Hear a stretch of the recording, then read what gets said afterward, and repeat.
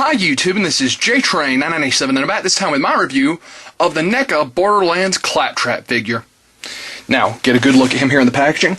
I have been after this guy for quite some time. Over the summer I actually was on vacation. Found a little shop that had these guys stocked, but all they had was the Bandit. All the Claptraps were gone. And my Toys R Us finally stocked them, so glad that we got him. Of course, as you can see, Claptrap comes with his base, and that's about it. Very nice design on the packaging. On the back here, you can see he's got quite a little read-up, which, there, if you want to freeze it and read it, it's actually pretty funny, but no point in reading the back. So that being said, not too much to say about the box. Let's open him up. And here we have Claptrap out of packaging, and I've got to say right off the bat, I love this figure. Not crazy about the base, as you can see, but that's mainly because of this little peg it's got here. He's actually got a little notch in its back, and it's supposed to line up, hold him in place, and it's kind of got a unicycle deal going on. And, you know, to its credit, most of the times it works, but, you know, it doesn't connect as solidly as I'd like it to. The base, other than that, is nice. It's got a lot of nice little rocks, and it's got some tire treads in there. You know, Claptrap is great. Yeah, the only other really negative point I have about this figure is his antenna, which just kind of drops down here. You know, it's not coming out, but it's really, really loose. I would have liked for it to have been a more solid piece, because it feels like it could easily break. Other than that, he's really nicely detailed, as I've already said. A lot of really nicely hidden articulation. Of course, the wheel is down here. It can actually go up into his body. Comes down a little bit, turns side to side. The tire actually does spin, which is really nice. His little eye flap opens and closes, and his eye itself would appear it's on a ball joint. It's a little bit stiff, but you know, if you can get in there, it does work around a little bit. Nope, there we go.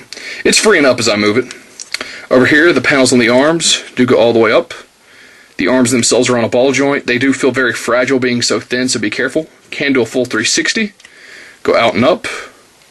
Of course, they spin. Single jointed at the elbow, and no real wrist articulation.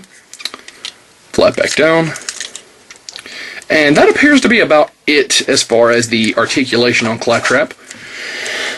So, yeah, my only real negative points were I wish they would have thought the base out a little bit better, which, to be fair, I just need to really force this thing on here, get him in the pose I want, and leave him, because he'll stay just fine then. I really do love the Borderlands franchise. It's a great game if you haven't tried it out. Claptrap is hilarious in those games. Crap, I really don't like this base. I mean, you'd think if it was notched like that, it would just fit perfectly in there, but no. Claptrap is a fantastic character. I'm really glad he got a figure, although I am wondering why NECA hasn't made the 4 playable characters from 1 and 2. I'd honestly buy them all. Much more so than I would buy the Bandit. I mean, don't get me wrong, love that we got Claptrap, although I'm not crazy about his base, but really want those characters, you know, especially Mordecai and Zero.